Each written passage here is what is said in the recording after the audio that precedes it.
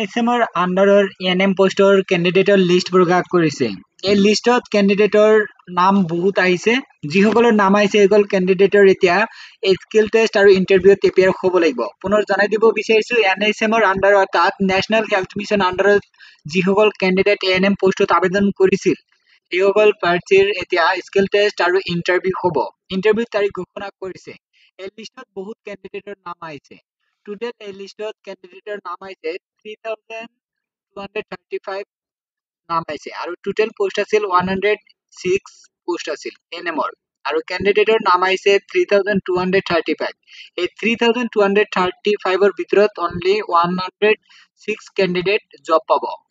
Skill test আৰু interview হোৱাৰ পিছত ফাইনেল লিষ্ট প্ৰকাশ কৰিব। সেই ফাইনেল লিষ্টত যিসকলৰ নাম আহিব সেইসকল কেণ্ডিডেট নিযুক্তি লাভ কৰিব।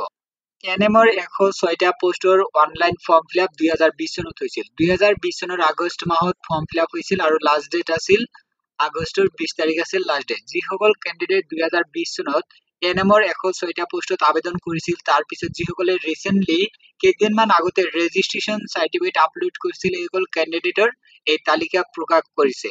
এতিয়া নাম চাব লাগিব। যিসকলৰ নাম আহিছে সেইসকল কেণ্ডিডেটৰ ইণ্টাৰভিউ হ'ব। ইণ্টাৰভিউ কাৰ কেতিয়া হ'ব ইয়াতে তাৰিখ লিখা আছে আৰু ক'ত হ'ব ইয়াতে কিন্তু লিখা আছে।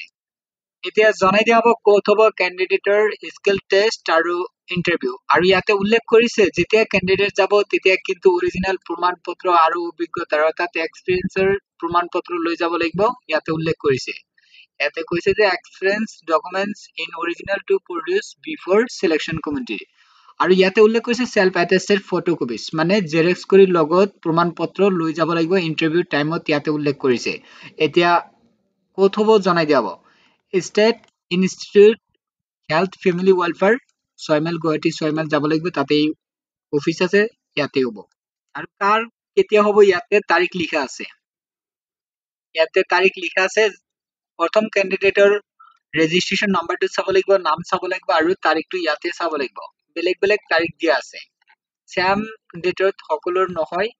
এতিয়া কাম কৰক এই ভিডিঅ ডেসক্ৰিপশন বক্সত লিংক দিছো লিংকত ক্লিক কৰি ডাউনলোড কৰি চেক কৰক।